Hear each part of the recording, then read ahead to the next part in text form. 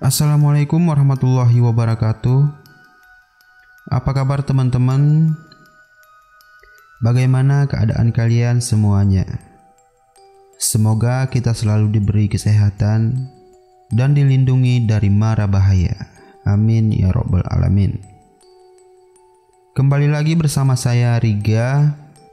Kali ini saya akan melanjutkan cerita horor episode ke-9 yang berjudul Teman Sebangku, yang seperti biasanya bikin bulu kuduk merinding. Sebelum masuk ke ceritanya, bagi teman-teman yang belum subscribe, silahkan untuk subscribe channel ini agar teman-teman mendapat notifikasi saat kami update video menarik lainnya. Oke, tanpa banyak basa-basi, begini ceritanya.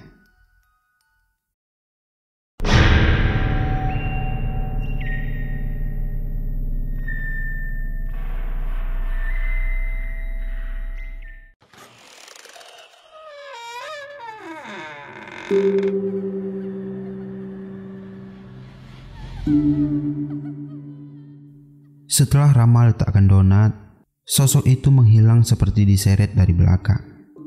Kemudian tak terlihat lagi. Mungkin sosok itu masih marah sama si Rama.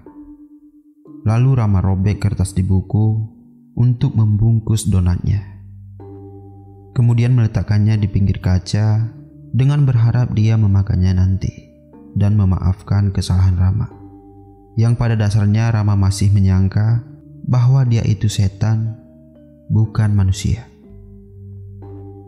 Bel pulang sekolah pun berbunyi. Hujan pun sudah agak reda, hanya gerimis menyisakan air dari langit. Saat di gerbang belakang sekolah, Rama mengingat apa yang dia ucapkan. Padahal kan dia setan. Kok marah ya? Dalam benak Rama yang masih menyangka bahwa dia bukan manusia. Saat melewati kelas, dari luar sekolah sosok itu pun sedang mengintip dari jendela. Si Rama hanya melambaikan tangan ke arahnya, sembari berjalan dengan cepat karena takut diketahui guru. Keesokan harinya sekolah pun libur karena hari Minggu. Selama libur Rama tetap di rumah dan hanya menonton film kartun. Kemudian selesai menonton, Rama langsung masuk ke kamarnya. Dan saat itu Rama masih membayangkan apa yang dia ucapkan. Rama mencoba untuk menghiburnya dengan cara menggambar wujudnya di buku tulis. Namun apa yang Rama gambar tidak sesuai dengan aslinya. Kepala, tangan, baju dan celana Rama gambar semua. Tapi kenapa setiap gambar kakinya malah gambarnya seperti gambar ceker ayam? Apakah dia siluman ayam? Atau memang Rama tidak berbakat soal menggambar sejak kecil? Mbah, Rama minta jahitin kain ya, ucap Rama saat nenek menjahit pakaian orang lain. Jahit buat siapa? Jangan pacaran dulu, masih kecil, tanya nenek Rama. Bukan, ini buat Rama mbah, jawab Rama saat itu. Laki kok mainannya boneka mulu. Ya udah, nanti mbah jahitin, ujar nenek Rama. Rama hanya diam masuk ke kamar dan tidak perlu membantah. Cukup hanya Rama saja yang tahu soal itu. Senin pagi, seperti biasanya Rama berangkat ke sekolah. Tak lupa juga setiap Senin upacara bendera. Setelah itu semua murid masuk ke kelas.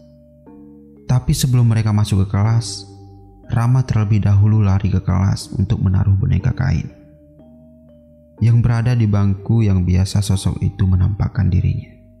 Dan tidak lupa juga menaruh donat di sana. Si Rama berharap dia tidak marah lagi karena takut diganggu belajarnya. Jam pelajaran pertama dimulai. Yang biasanya Rama bawa buku banyak, sekarang hanya membawa buku seperlunya. Karena mungkin sudah agak terbiasa oleh kehadirannya. Hanya dalam beberapa hari, Rama hafal kapan dia akan wujud maupun datang. Ingat, matanya jangan melotot gitu. Nunduk aja kepalanya, ucap Rama dengan nada pelan sambil memandang boneka yang Rama taruh meski sosok itu belum menampakkan dirinya. Ruangan itu begitu senyap. Semua murid fokus menulis di buku dan kemudian suara bangku tergeser. Kaki Rama mendorong bangku karena kaget sosok itu berada di pojok tembok sebelah kiri. Tepat di samping kiri Rama, tangan kaki Rama gemetar rasanya karena kaget saat itu. Dibilangin jangan nakutin, ngagetin Rama aja, ucap Rama. Lalu, Rama, kenapa kamu berbisik? Ucap guru dari depan. Jadi serba salah, mending diam aja. Rama, sini nak, panggil guru saat itu. Masalah lagi deh, ucap Rama dalam hati. Coba kamu hitung jumlah yang saya tulis, ucap guru Rama. 3 tambah 6 sama dengan 4 tambah 5 sama dengan... Pasti jawabannya sama juga, ucap Rama dalam hati sambil menulis jawabannya di papan tulis.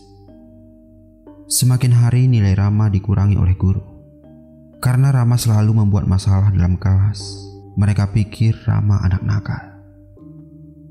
Padahal di kelas, Rama orang paling pendiam. Dan Rama niat sekali untuk belajar di sekolah.